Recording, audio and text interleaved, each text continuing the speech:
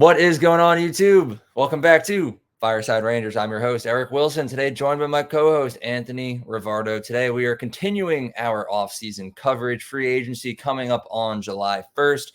I don't know how many days are in June, but I think it's like 9 days away. Something like that. It's like 8 or 9. How many days are in June, Anthony? Do you know? 30 days. 30 days, not 31. So 9 days away from the start of free agency. Rangers have a lot of options on the table for who they can go after to play with Chris Kreider and Mika Zibanejad on the first line. We've talked about a couple so far on the channel, but today, perhaps we're talking about one of the better ones that are out there potentially hitting the market. To me, in my opinion, and I know Colin would say the same thing, the Vegas Golden Knights would be crazy to let go of Jonathan Marchessault, but in a couple days, he is going to be an unrestricted free agent. So the Rangers will have the opportunity to go out there, test the market, maybe offer him a contract and see what happens. So today we're going to get right into discussing him and the possibility of the Rangers signing him. Before we do that, make sure you guys like, subscribe, ring that bell so you don't miss notification.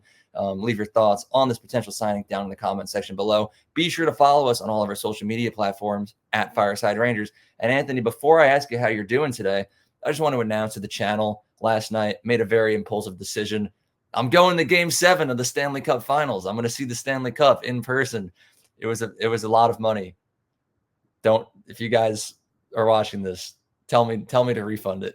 But I'm also very excited to see it. So anyone who might possibly have some change to throw around that's also going to the game, let me know if you want to meet up. That'd be pretty cool. But Anthony, how are you doing today, my friend?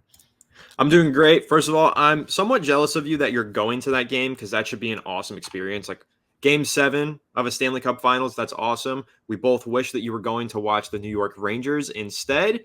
But hey, it should be a great experience for you nevertheless, and it should be a lot of fun to see the cup in person. If I were going to see the Rangers in the finals, it would have been an extra $1,000 because we know how New York jacks up the prices, and I wouldn't be there. Yeah, especially considering it would have been Game 7 in the Garden. The Garden prices versus the prices down in South Florida, it's a lot different. MSG South is a lot cheaper than MSG North, prime MSG. But anyway, I digress off that. I'm really excited to talk about this topic for the Rangers. We've been discussing how they need more playoff performers all offseason. And obviously, we have taken a look at a bunch of different targets so far. We got a lot more targets on the docket to break down for you guys, potential players that could be joining the Blue Shirts this season. And obviously, the Barclay Goodrow move just happened a few days ago. I don't know if you and Colin or Will really broke that down yet on the channel, but that was a big one. It was a cutthroat decision from Chris Drury. I'm not sure, Eric, if you saw it. I think we could discuss that before we dive into any free agency stuff, but I kind of want to get your take on Chris Drury's tactics here. Real cutthroat, real ruthless. If you guys didn't know, Barclay Goodrow had his no trade clause for 15 teams, one of them being the San Jose Sharks. He had those included on the teams that he did not want to get traded to, but the Rangers and the Sharks had a deal in place. They wanted to move Goodrow. He said no with his no move clause. So what did the Rangers do? They placed him on waivers, let the San Jose Sharks pick him up. That was a real way to get around the no trade clause loophole. Again, pretty cutthroat. Not very nice of Chris Drury, but that is the kind of roster building move that takes the Rangers and makes them championship contenders, in my opinion. Like, this is what you have to do. You can't mince words or be kind and friendly with Barclay Goodrow, of all people. Yes, he played well in the postseason, but come on, guys, it's only Barclay Goodrow. I don't feel bad. The Rangers did what they got to do, and they freed up almost $4 million in salary cap space with this move, and that can be reinvested into a player like the one we're discussing today, or other players elsewhere could be rolled over into an extension or a pay raise for a guy like Igor or Lindgren. So I love the move from Chris Drury. Again, not the friendliest or the nicest move, pretty cutthroat, but it's one that I think was necessary, and it is one that gets you excited for Chris Drury as he seems dialed in, locked in, and ready to roll this offseason. Yeah, I mean, I will say Barclay Goodrow was one of our best players throughout the postseason, but at the end of the day, he had to go. You know, his regular season was terrible. Can't look past that. And really, at the end of the day, the biggest thing was his contract. You know, Drury might have redeemed himself with this move because handing Barclay Goodrow a $3.6 million contract, which would have gone for another like 3 seasons, is absolutely ridiculous. He had to go. From what I've read and seen, I know that Goodrow is very upset with the Rangers organization for what went down, as he should be. You know, like, no trade clauses are there for a reason. You get to pick what team you want to go to if you get moved. And the Rangers just said, screw you. The Sharks are like the only team that wants to take you, and they're like the worst team in the league right now. But you're going to go there anyway. So like you said, a real cutthroat move by Drury. Definitely not the nicest decision. Chris Drury's definitely not a nice guy. But it had to be done. It's a business. You hate to see it, but at the end of the day, the Rangers saved $3.6 million for the fact that he was picked up by someone. So I support the decision. Maybe I'm not a nice guy either for it, but who is in this industry? So I support the move, and thank you, Goodrow. I guess I can officially say, because we never said it. Thank you, Barclay Goodrow, for your contribution. I'm not going to say contributions because all it was a couple good playoff games, but I know we can officially close this chapter of Fireside Range. We hated on Goodrow a lot, and it's relieving to say, he's gone. We did it. We won. But moving on to Jonathan Marchessault, a player who could join the Rangers and might actually make quite a bit of an impact. I know when we've been talking about the first line, who the Rangers could sign for a couple weeks now. And I think the main consensus that we've had is that what the Rangers are really looking for is a big physical power forward who's going to add some grit to the roster. And I'll be the first to say it right now. Jonathan Marchessault is not that. He's a smaller forward. He's a little bit craftier. Like when I think about the things that he's good at, I think about his puck skills, his hands, and doesn't match what the Rangers are needing as far as what we've been saying on this channel for the last couple of weeks. But the reason why I'm willing to look past it is just because of how consistent Marchessault is.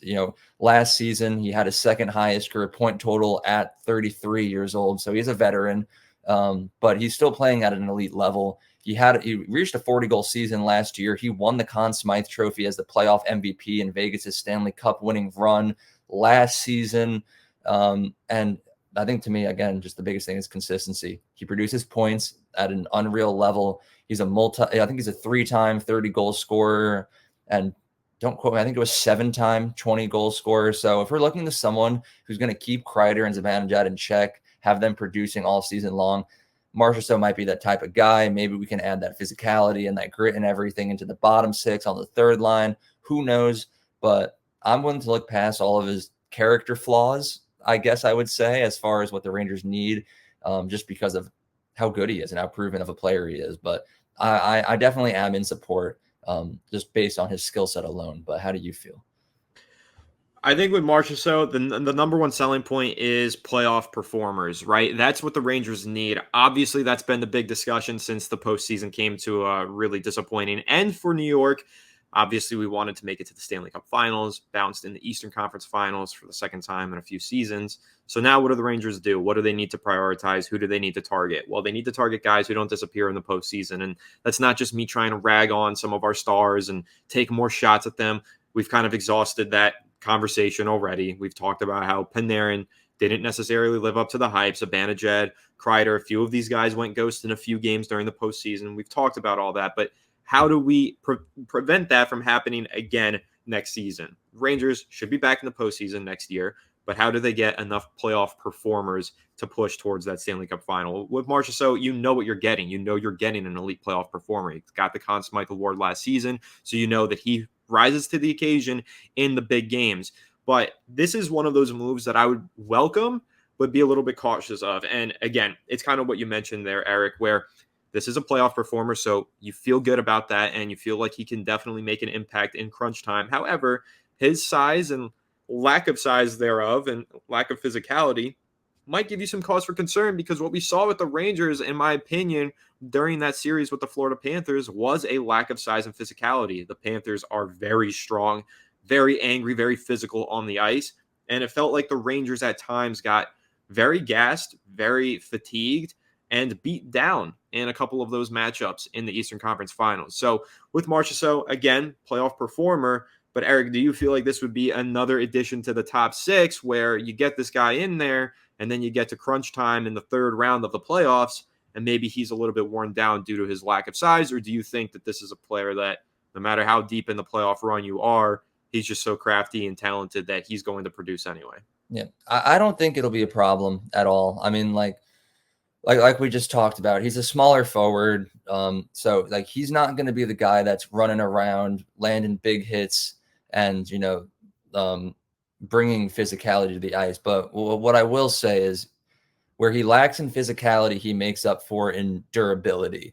Um, because I don't know how many Rangers fans watching this are familiar with other teams around the league, but I think one of the better ways to compare him is like if Ryan Lindgren played offense.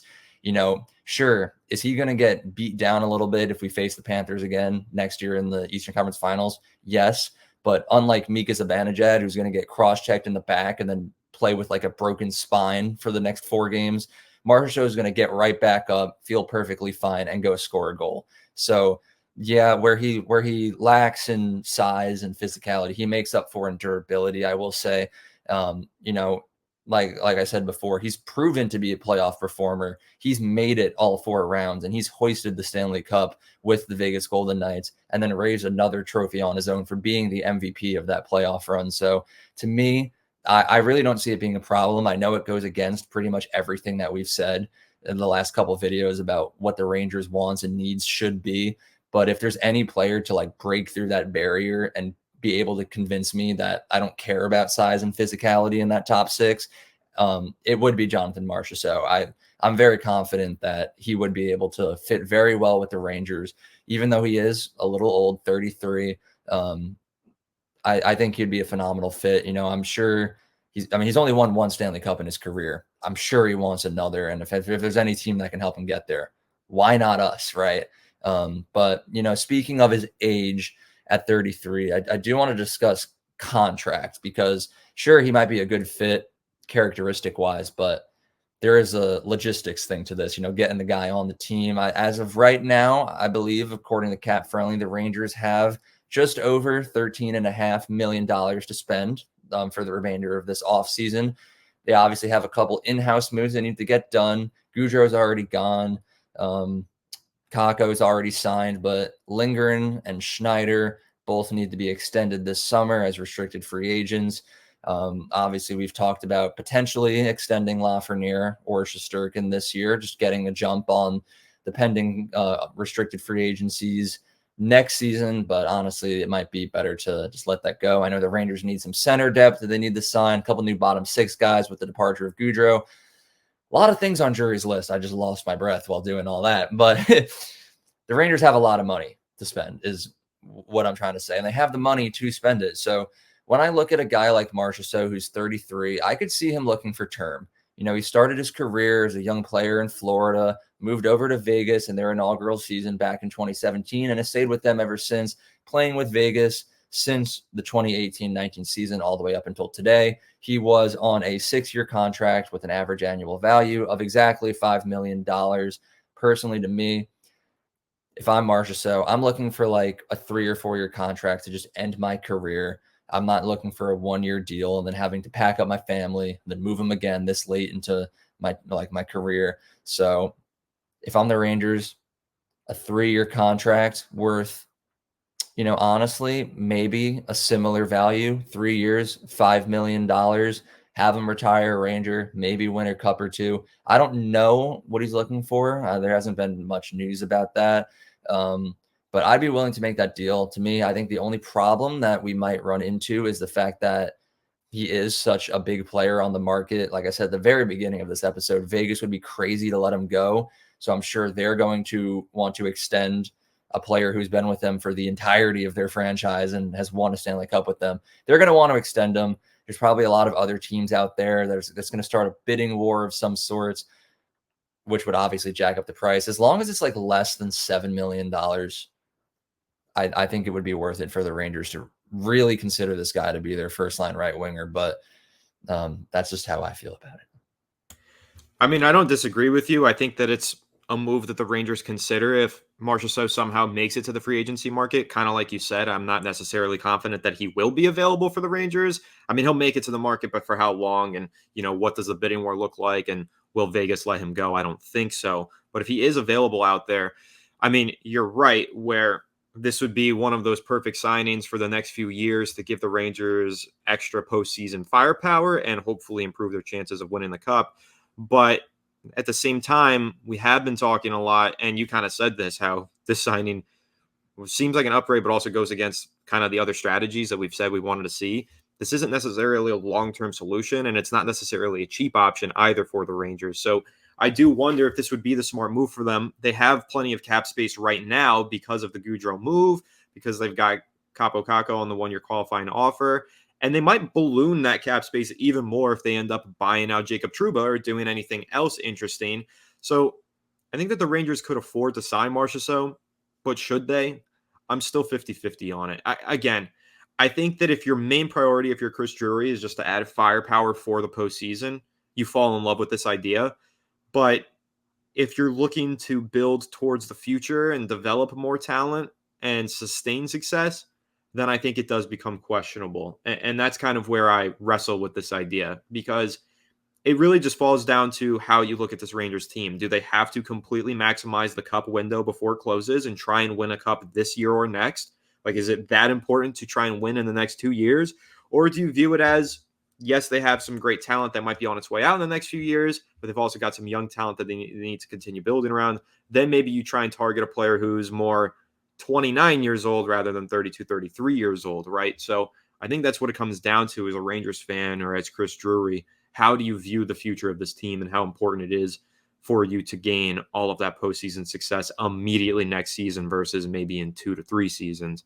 That's really what the question comes down to. And so I think I've made my stance pretty clear on the channel. I think that it's time for the Rangers to start adding, yes, some great firepower that can contribute right now, but also maybe a little bit of untapped potential to continue to contribute in a few years from now and develop some younger guys. But those guys are also much harder to attract and to obtain because those are the young players that teams don't like to see let go. So Marchessault might be the best option for the Rangers, but he's not option one for me, if that makes sense. He's more of the best backup option. If the Rangers can't get a guy who's a little bit younger and a little bit more worthwhile to sign to a long-term deal, then I will be looking at Marchessault as a prime candidate to be signed and improve this team's ceiling for this upcoming season and for a couple seasons after. But like I said, I do think that there are probably going to be other options out there in free agency that I would prefer. I'd say if I had a top 3 targets, Marchessault would be in there, though. I don't know how you feel about that, but he'd probably be in my top 3 targets this offseason, again, just because he's a proven playoff performer. And I think that if you were to inject him into this top 6, once we do get deep into a postseason run, you feel confident that he can produce, and the Rangers don't have to rely on the likes of Barclay Goodrow and other bottom 6 players to produce their points. Marchessault should be able to do that and hopefully help this team get over the hump. Yeah, I mean, like I also have a top 3 free agents that the Rangers could target this summer, but I won't share. I have a gut feeling that they might be shared on at Fireside Rangers on Instagram at some point today. So I'm gonna hold off on that one. But I don't know. I do like the idea of Marchessault. Personally, to me, there was one comment on a recent video. I don't have it pulled up, so I don't remember who said it to give him the shout out, but I'll look back and see. Where we talk about how the Rangers haven't won a Stanley Cup since 1994. It's 30 years. But even further than that, the Rangers have won 1 cup in 84 years. Like, that is ridiculous. I'm willing to go full Tampa Bay, just trade away or give away everything about the future, load up on stars, win back-to-back cups, and go for a 3-peat. Obviously, Tampa didn't get the 3-peat, but I can't get behind that personally. I can't do it. Like, I get it, I understand, but I just don't care anymore. I get I don't it. care if I never see a cup win again in my life. I just need to see one. So I totally get it and I understand it, but like then that becomes a slippery slope where fans will say, okay, well then let's trade Gabe Perreault or let's get rid of Brennan Othman because they hold so much value. And I just can't get behind that. Like, you have some young talent. It's time to start fostering it. We don't exactly know what we have in Perreault and Othman. We don't know exactly what we have in Zach Jones and Edstrom. Like, there are young talents on this team. I think there is a solid core here. Like this, we've got obviously an incredible core. Some of these players acquired via trade. Adam Fox, or if you want to say free agency signing, Artemi Panarin, and then homegrown talent, Chris Kreider. Like, we've got guys in this core that we've acquired in many different ways. But this next core that can bring us success, I feel like is developing on this team, and we just need to bring in complementary pieces to rebuild what we have once these guys are on their way out. I don't know. I think that there is a path for the Rangers to win now and win in the future. It's going to take a lot of maneuvering through the cap space and a lot of acquiring of top 10 tier players from Chris Drury to get it done. But I don't think that I'm willing to sacrifice the entire future just for the right now. Although, again, I can't blame you if you do feel that way because of what you were saying. Like, I understand. I think differently about it. You got to try and win now and win then. I know. I mean, you make a lot of good points. It's just being a Rangers fan is so emotionally draining. Like every time people comment on our videos and they're like, love this, like love the channel. You guys are doing great. Been a fan since like 72. And I'm like, you've seen more cup wins than me, but not by much. It's ridiculous. And I just want to see the Rangers win a Stanley Cup. If Jonathan Marchessault is the guy to do it, I say we sign him. If he's not the guy to do it, go get someone else. That's my final take. It's the most basic take of all time. Will. But that about wraps up today's episode of Fireside Rangers. If you guys did enjoy, please make sure that you like, subscribe, and you ring that bell so you don't miss a notification. We talked about a lot about Jonathan Marchessault today. I'm sure some of you guys might like him. Others might have other options that they like. We talked about our top 3 free agents. So drop those in the comments. And if you want to see our official list, be sure to check out at Fireside Rangers on Instagram and X. And I can't post pictures on TikTok, so not there for that one, but check it out anyway. Social media at Fireside Rangers. I lost my train of thought. Have a good one, and let's go Rangers.